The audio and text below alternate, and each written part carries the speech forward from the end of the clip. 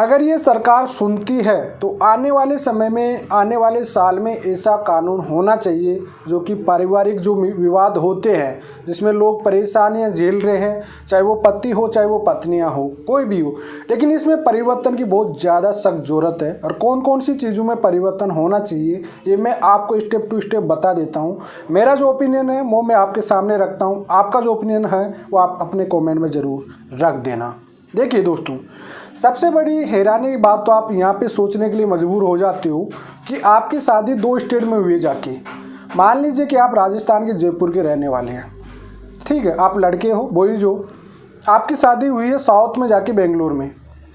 अब आपकी मिसेज आपके साथ क्राइम घटा जयपुर में, कोई भी आपके हस्बैंड वाइफ के अनबन जो भी चीज़ हुई वो कहाँ घटा, जयपुर में। आपके खिलाफ केस कहाँ पे दर्ज हुआ, बेंगलोर में जाके। अब ये बताइए बेंगलोर पुलिस आके कितने % केसों में आपके घर पे आके इन्वेस्टिगेशन करती है। सबसे बड़ा परिवर्तन तो यही होना चाहिए। जी हाँ दोस्तों, सबसे बड़ा परिवर्तन ये होना चाहिए। पहला पॉइंट तो यही है कि फैमिली केसेस में सबसे बड़ा परिवर्तन ही पुलिस जांच इन्वेस्टिगेशन में होना चाहिए। जो भी लोकल पुलिस है, जहां क्राइम सीन हुआ है, जहां क्राइम घटा है, उसकी एरिया की पुलिस को इन्वेस्टिगेशन करने के लिए देना चाहिए। उसके बाद उसकी रिपोर्ट मंगाई, जहां भी दर्ज हो, भले ही दर्ज कहीं भी हो, लेकिन लोकल पुलिस जहां की होती है उसको इन्वेस्टिगेशन करने का मौका मिलना चाहिए। साथ ही में फिर इन्वेस्टिगेशन होना बहुत ज़रूरी है। जी हाँ दोस्तों, प्रॉपरली ये एक पहला पॉइंट सबसे इम्पोर्टेंट है फैमिली केस को रोकने के लिए, जो झूठे केस बढ़ते जा रहे हैं इनको रोकने के लिए। दूसरा पॉइंट जो आ जाता है कि हर पुलिस थाने में एक लीगल एडवाइज़र होना चाहिए। सुप्रीम कोर्ट तो ये चीज़ बोल भी दिया कि हर पुलिस थाने में एक वकील को होना बहुत ज़रूरी है। उसके बाद जब वो वकील के पास एक काउंसलिंग होने के बाद अगर लगता है उसको कि ये एफआईआर होने लायक है, एविडेंस आते हैं, मान ली 10 या 20% भी एविडेंस आने ज़रूरी है, तो उसको एफआईआर दर्ज करें, अन्यथा नहीं करें। जी हाँ, दूसरा पॉइंट ये है। तीसरा पॉइंट मैं आपको बता देता हूँ दोस्तों, जो पुलिस इन्वेस्टिगेशन करती है उसमें तो वहीं पे इसको क्लोजर रिपोर्ट का ऑप्शन होना चाहिए। ऑप्शन है पुलिस के पास, लेकिन इनका यूज नहीं करते हैं।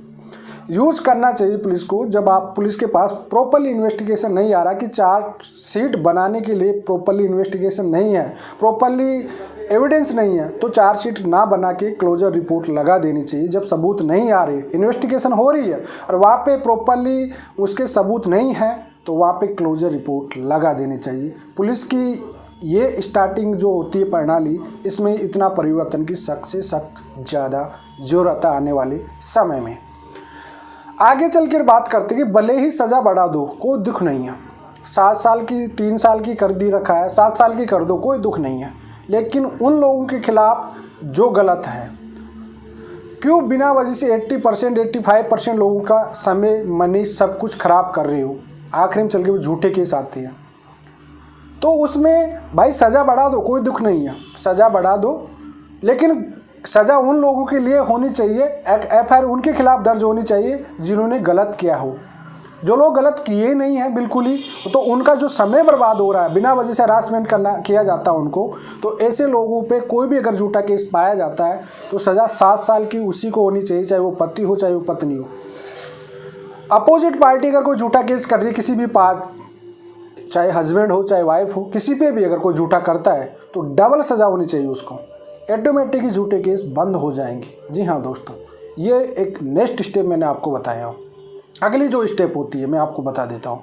प्रॉपरली मेंटेनेंस उसका बनना चाहिए जो वाकई उसके हकदार है। ये पूरा प्रॉपरली कोर्ट पूरी इन्वेस्टिगेशन कर ले। जिस एलिगेशन पे महिला मेंटेनेंस मांग रही है, डेट ऑफ एप्लीकेशन बिल्कुल मानते हैं, जिस दिन से डेट ऑफ एप्लीकेशन लगी है उस दिन से कोर्ट बनेगा, लेकिन ये चीज़ प्रूफ होनी चाहिए। ज़रूरी है कि मेंटेनेंस तब दिया जाएगा जब तक वो एलिगेशन लगाए गए इसको पूरी तरह से साबित कर दो, तब जाके मेंटेनेंस दिया जाएगा। अगर ये 3 या 4 में 5 बातें आपके सामने रखा हूँ, अगर ये 5 बातें रख दिया जाए सामने से ही, तो 90% मामले पुलिस थाने से आगे बढ़कर कोर्ट तक जाएंगे ही नहीं। जितने कोर्ट में पेंडिंग पड़े हैं मामले, इतने मामले कोर्ट तक कभी नहीं जाएंगे। तो दोस्तों, ये आने वाले समय में परिवर्तन होना ज़रूरी है। फैमिली केसों में बाउंडिंग डाले, एडल्ट्री जैसे अपने कल्चर, इंडियन कल्चर में नहीं चल सकता, उसको हटाओ, दोनों पे लागू करो या तो फिर दोनों पे सज़ा करो।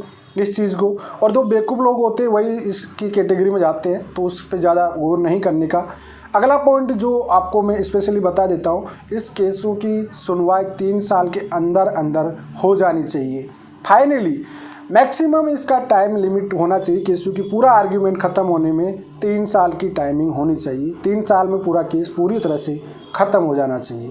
ये चीज़ों की काफ़ी सख्त परिवर्तन की ज़रूरत है।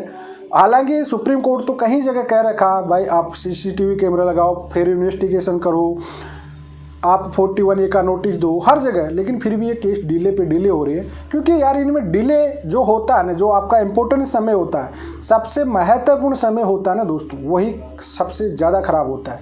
चाहे वो पति हो चाहे वो पत्नी हो, दोनों पे लगाम होनी चाहिए। क्योंकि ऐसी कोई गलती ना करे पार्टनर के साथ भी, कोई भी हो, हस्बैंड हो चाहे भाई हो, अगर एक दूसरे को इक्वलिटी का राइट पे देखते हो, समानता की बात करने लगे आजकल, शादी की उम्र भी किसकी शादी कर रहे हैं, तो वो इसमें भी कानून में ही लाओ कि भाई पुरुष पे हो रहा तो महिला पे भी डोमेस्टिक वायलेंस स्टार्टिंग हो रही है, जम्मू कश्मीर साइड से होती जा रही है धीरे धीरे, लेकिन इसको बहुत ज़्यादा ज़रूरत है लाने की।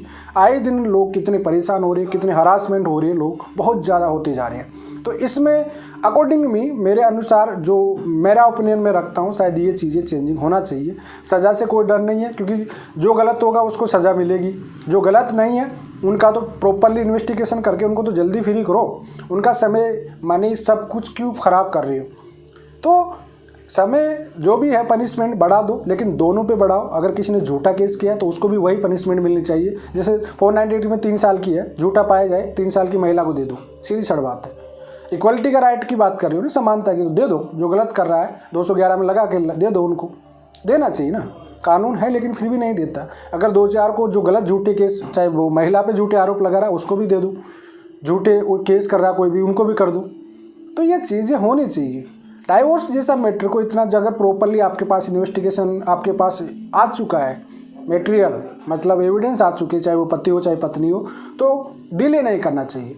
क्योंकि ये समझ लीजिए जब मतभेद रिश्ते में ज़्यादा बढ़ जाते हैं तो फिर वो साथ रहना पॉसिबल नहीं होता है। तो ये परिवर्तन होना बहुत ज़्यादा है। डाइवोर्स केस आप देखिए लंबे समय तक चले जाते हैं। भाई जब आपके पास कोर्ट में ये चीज़ साबित हो रही है, ये सबूत दे रहा, चाहे कोई भी पार्टनर हस्बैंड लेना चाह रहा है, और ऐसे में जब उनके मतभेद हो चुके हैं, तो डाइवोर्स तक कोर्ट तक पहुंच चुके हैं, तो उनका रहना साथ में पॉसिबल नहीं है। उनको घसीटा ना जाए, भले से उनको कंपेंसेशन ज़्यादा दिला दो, कुछ भी कर दो, लेकिन जल्दी से जल्दी इन लोगों को फ्री कर दो। कम से कम इनके समय मनी जो भी है टाइमिंग वेस्ट ना होगा। क्योंकि आपका कीमती समय 25 साल से 35-40 के बीच में आपकी केसेज होती है। मिनिमम जो आपकी 10 साल होती है 25 से 35 के बीच की, सबसे ज़्यादा इंपॉर्टेंट समय होता है आपके पास। सबसे ज़्यादा कुछ कर दिखाने का इंपॉर्टेंट होता है, अपना सेटअप जमाना है अपनी लाइफ टाइम के लिए। अब जो भी बिजनेस कर रहे हो, चाहे कोई वर्क कर रहे हो, चाहे कुछ भी कर रहे हो, सब कुछ ड्रीम होते हैं इसी समय में। और यही जो समय होता है आपका पूरा कीमती समय होता है, पुलिस की कोर्ट कचहरी में ख़त्म हो जाता है। आगे चलकर आप लोगों को ये लगता है कि पूरी इंडिया में ऐसा हो रहा है, हर किसी घर में ऐसा हो रहा है, लेकिन ऐसा नहीं होता है भाई। जिस पे बीत जाती है ना उसको ऐसा लगता है कि सबके साथ हो रहा है, लेकिन ऐसा नहीं होता भाई। तो ये चेंजिंग होना चाहिए। अब आपका क्या ओपिनियन है, आप कमेंट में